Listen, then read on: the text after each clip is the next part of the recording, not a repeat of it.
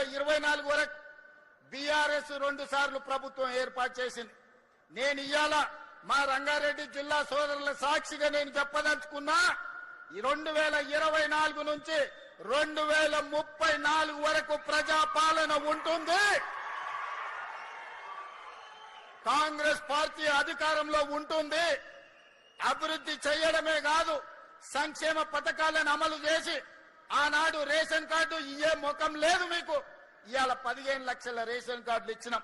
రంగన్న ఇప్పుడే చెప్తుండు, ఓ ఊర్లో వెళ్ళి రేషన్ కార్డులు ఎవరికైనా లేవా అంటే అందరూ ఉన్నాయని చేతులు ఎత్తిరట. ఇవాళ రాష్ట్రంలో రేషన్ కార్డు లేనోడే లేడు.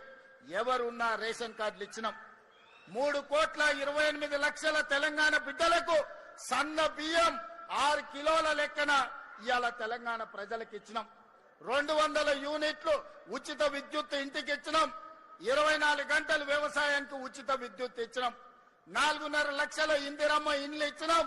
మొన్ననే 1,25,000 ఇండ్లు ప్రారంభోత్సవం చేసుకున్నాం.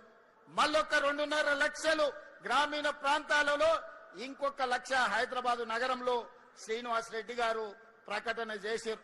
అంటే దాదాపుగా 8 లక్షల ఇండ్లు ఇవాళ మనం మంజూరు చేసినాం. పేదోళ్లను ఆత్మ గౌరవం పెంచడానికి ఇవాళ ఇందిరమ్మ ఇండ్లను మనము నిర్మించి పేదలకు ఇస్తున్నాం. రైతు రుణమాఫీ 20,616 కోట్ల రూపాయలు 25 లక్షల మంది రైతులకు చేసినాం. ఇప్పటి వరకు రైతు భరోసా కింద 27,000 కోట్ల రూపాయలు రైతుల ఖాతాలో వేయడం జరిగింది. ఆడబిడ్డలకు ఈ రోజు 0 వడ్డీతో 60,000 కోట్ల రూపాయల బ్యాంకు లింకేజ్ ఇచ్చినాం. ఆడబిడ్డలకు 1000 ఆర్టీసీ బస్సుల యజమానులను చేసినాం. ఆడబిడ్డలకు మహాలక్ష్మి పథకం కింద 10,000 కోట్ల రూపాయలు ఉచిత బస్సు ప్రయాణానికి ఈ రోజు ప్రభుత్వం నిధులు చెల్లించింది.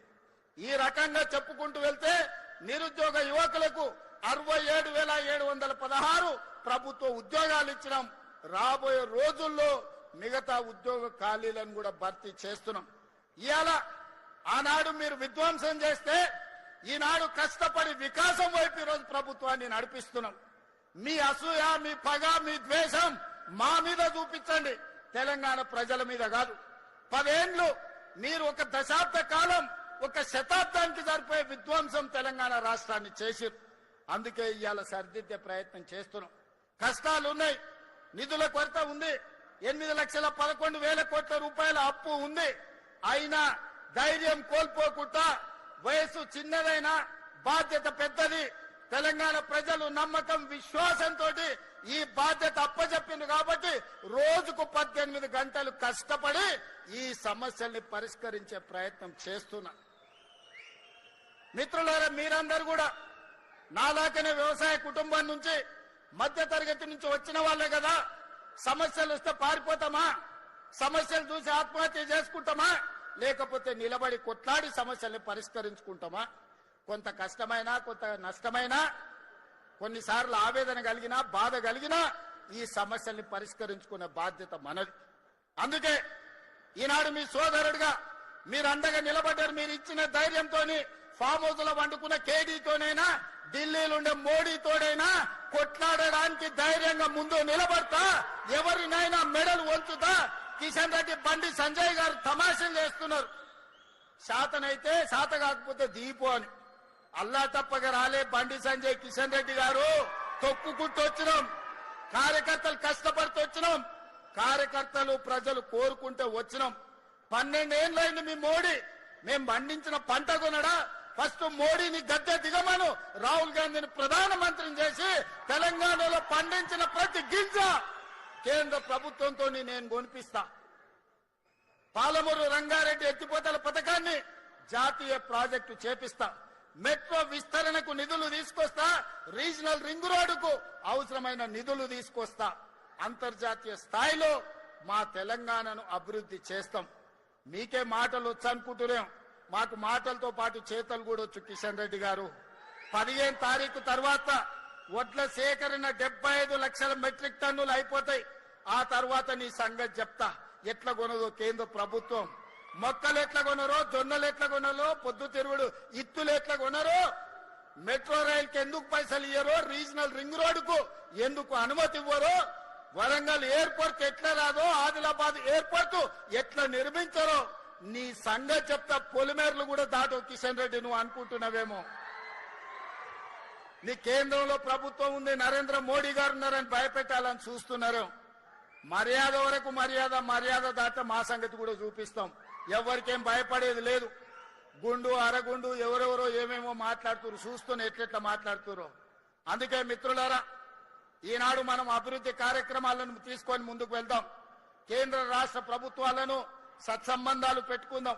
మన అవసరాలు వారికి విజ్ఞప్తి చేద్దాం. మనకు కావాల్సిన అనుమతులు నిధులు తీసుకొచ్చుకుందాం. దీనికి మీరు సంపూర్ణంగా అండగా నిలబడాలి. మీరు అండగా నిలబడితే నాకు ధైర్యం ఉంటది.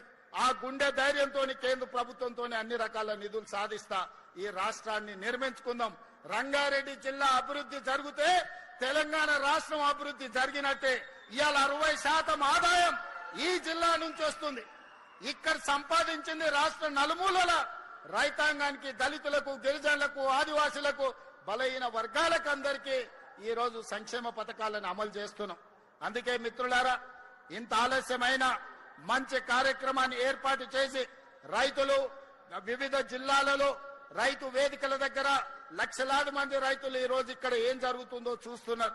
రాష్ట్ర నలుమూలలు ఉండే రైతాంగానికి నేను విజ్ఞప్తి చేస్తున్నా, ఒడ్లు పండించుడు ఒక్కటే కాదు, కూరగాయలు పండించండి, పండ్లు పండించండి, పాలకూర పండించండి, కొత్తిమీర మెంతం కూర పండించండి. అద్భుతమైన మార్కెట్ కల్పిస్తాం, ఆదాయాన్ని పెంచుతాం, దండగా అనుకున్న వ్యవసాయాన్ని పండుగ చేస్తాం, రైతుని రాజును చేస్తామని తెలియజేస్తూ మీ అందరి దగ్గర సెలవు తీసుకుంటున్న ధన్యవాదాలు మిత్రులారా. నేను ఒక స్లోగన్ ఇస్తా, మీరు అందరు వినండి. ఔర్ ఏక్ బార్ నేనంటే కాంగ్రెస్ సర్కార్ అని మీరు అనాలి. నేను కాంగ్రెస్ సర్కార్ అంటే ఔర్ ఏక్ బార్ అని మీరు అనాలి. రెడీనా? రెడీనా? రెడీనా? రెడీనా? రెడీ అన్నోళ్ళందరూ చేయి పైకెత్తండి. ఔర్ ఏక్ బార్, గట్టిగా ఔర్ ఏక్ బార్, ఔర్ ఏక్ బార్, ఔర్ ఏక్ బార్, ఔర్ ఏక్ బార్, ఔర్ ఏక్ బార్. కాంగ్రెస్ సర్కార్, కాంగ్రెస్ సర్కార్, కాంగ్రెస్ సర్కార్. ధన్యవాదాలు సోదరులారా.